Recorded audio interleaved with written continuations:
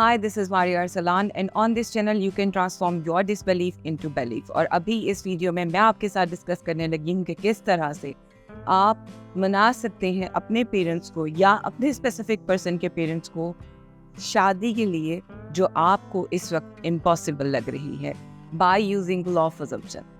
लेकिन वीडियो में आगे बढ़ने से पहले if you are new here subscribe to my channel, like this video, share to your friends and also I have a social media group जिसको आप join कर सकते हैं to find support through your manifestational journey and it's a very supportive community we are building and also I'm very active at my social media। अगर आपको चाहिए मुझसे one-on-one session या coaching तो आप मुझे reach कर सकते हैं through my social media or through the email ID and the details are in the description box। तो किस तरह से कर सकते हैं आप law of assumption को use और मना सकते हैं अपने parents।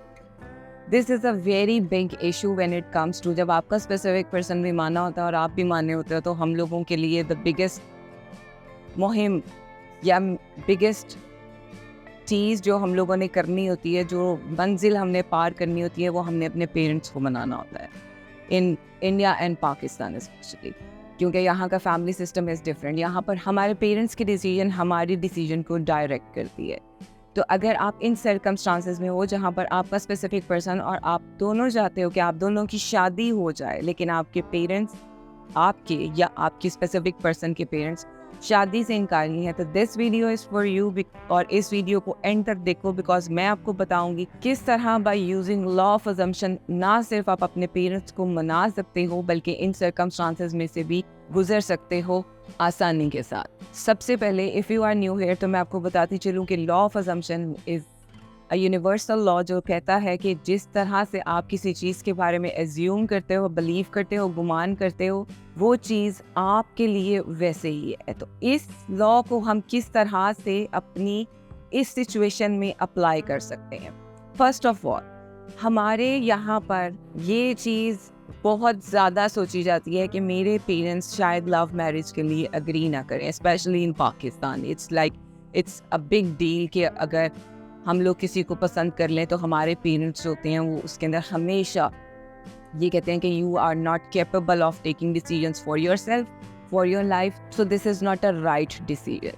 तो यूजली हम लोगों की जो डिसीजन है उसको ये कह के रिजेक्ट कर दिया जाता है। If this is the issue, अगर आपकी सिचुएशन में ये इशू है तो आपको क्या करना है कि आपने ये चीज़ अफर्म करना शुरू कर देनी है या विजुलाइज करना शुरू कर देनी है कि आपके पेरेंट्स इस डिसीजन पर बहुत खुश हैं।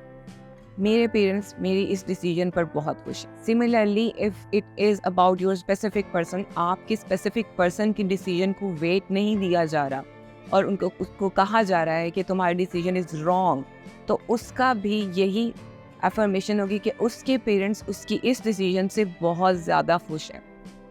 अगर आप you are facing the caste issue या सेक्ट इशू तो आपने ये अफर्म करना शुरू कर देना है कि my parents love, suppose you are from Kashmiri family and your person is from Sindhi family और आपकी फैमिली कह रही है कि हम कश्मीरियों से बाहर शादी नहीं करते।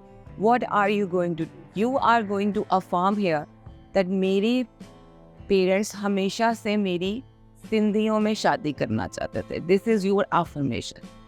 If the issue is of sect तो आप सेक्ट के बारे में कहोगे कि they are happy about me marrying into that particular sect.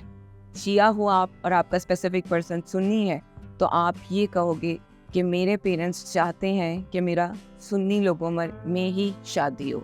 इसी तरह से whatever the circumstances are, आपको फिगर आउट ये करना है कि क्या इशू है, मेरे पेरेंट्स क्या इशू बना रहे हैं, what are their excuses for this इनकार, इस इनकार के लिए उनके एक्सक्यूजेस क्या हैं। वो जो एक्सक्यूजेस आपको दे रहे हैं आपको उन एक्सक्यूजेस को ही बनाना है कि वो उनको पसंद है। All of the things, if the issue is with job of your specific person तो भी आप इस तरह से कर सकते हो। आप लड़की और आपके ससुराल वाले नहीं चाहते कि आप जॉब करो बट आप चाहती हो और इस वजह से आपको रिजेक्शन मिल रही है, then you are affirming they just love a bahu जो अपना काम करती हो, दे are very supportive.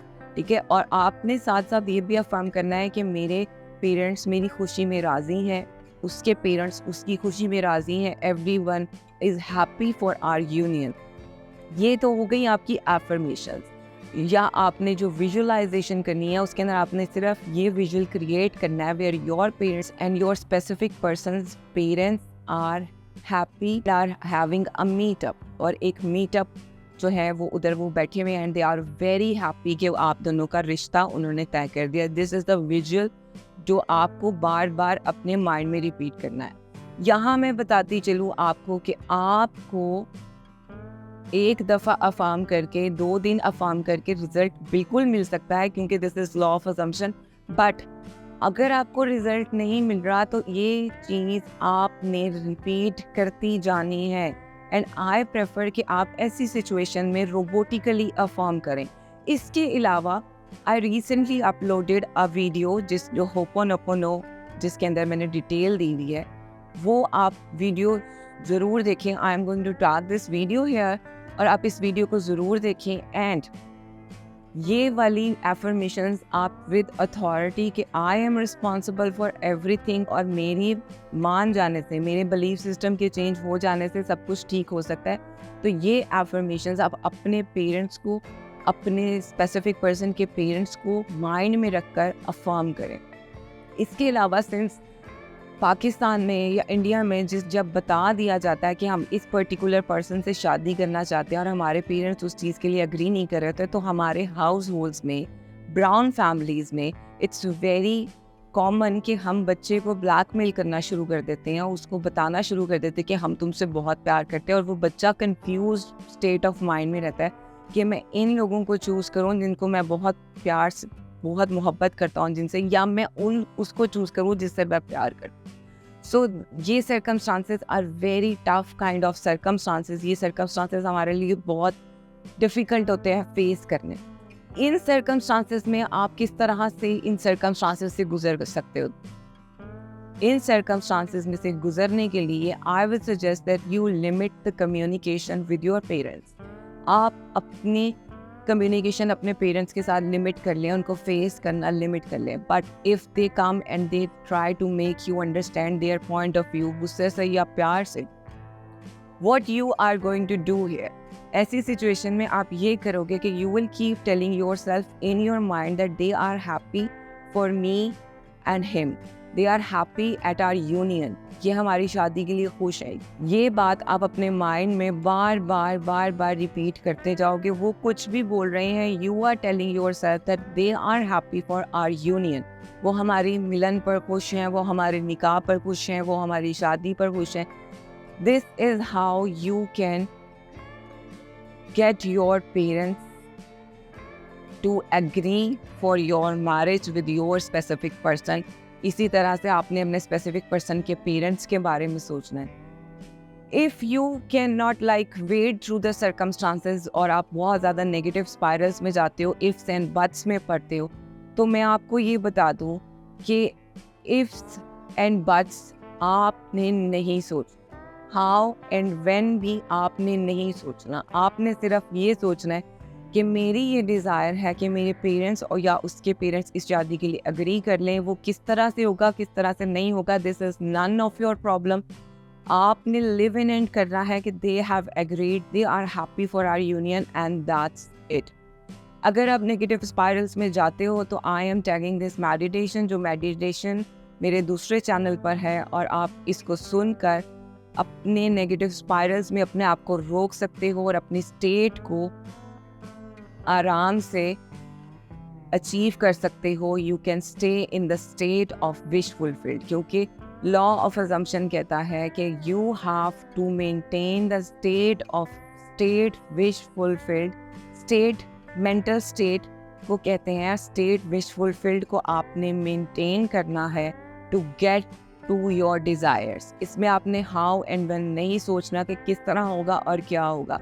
That is none of your problem. इसीलिए stick to your affirmations, stick to your visualization, stick to any other technique जो आप choose करते हो. So you should not be worried about the hows and the whens of your manifestation. ये बहुत critical part है कि आपको अपनी manifestations के hows and whens, ifs and buts में नहीं पढ़ना।